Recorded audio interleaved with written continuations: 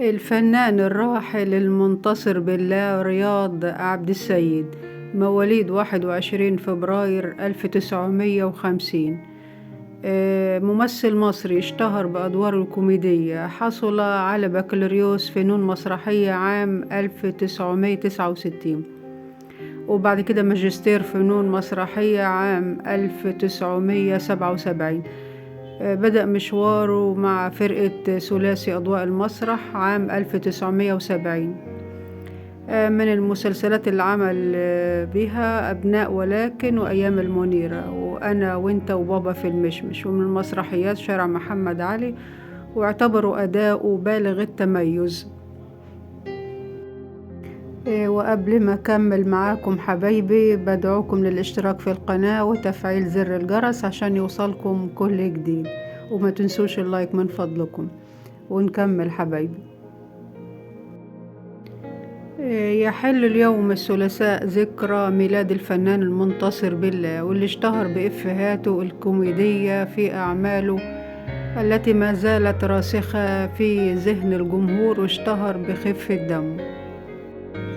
وزي ما قلنا كان ظهوره الأول مع فرقة ثلاثي أضواء المسرح في السبعينيات، بعد ما اتخرج على طول ليضع قدمه بثبات في الوسط الفني، ويتألق في تجسيد الشخصيات اللي قدمها، خصوصا لو كانت فكاهية. وعلى الرغم من أنه لم يحصل على البطولة المطلقة، إلا أنه كان في معظم أعماله محورا للأحداث والشخصية المؤثرة.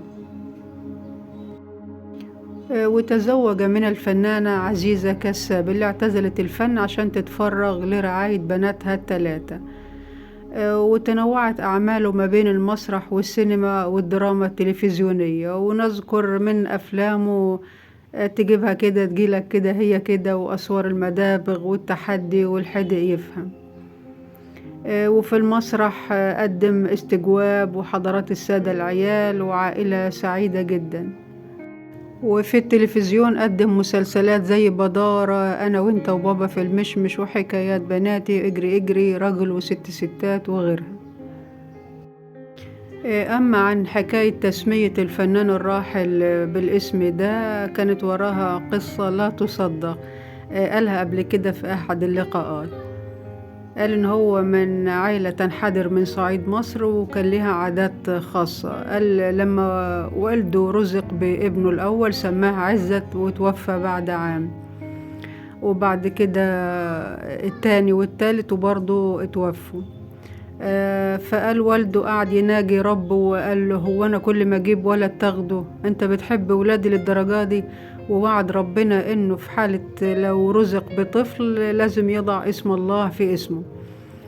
فرزق بالمعتز بالله، قال لأن كان بيحب اسم عزت.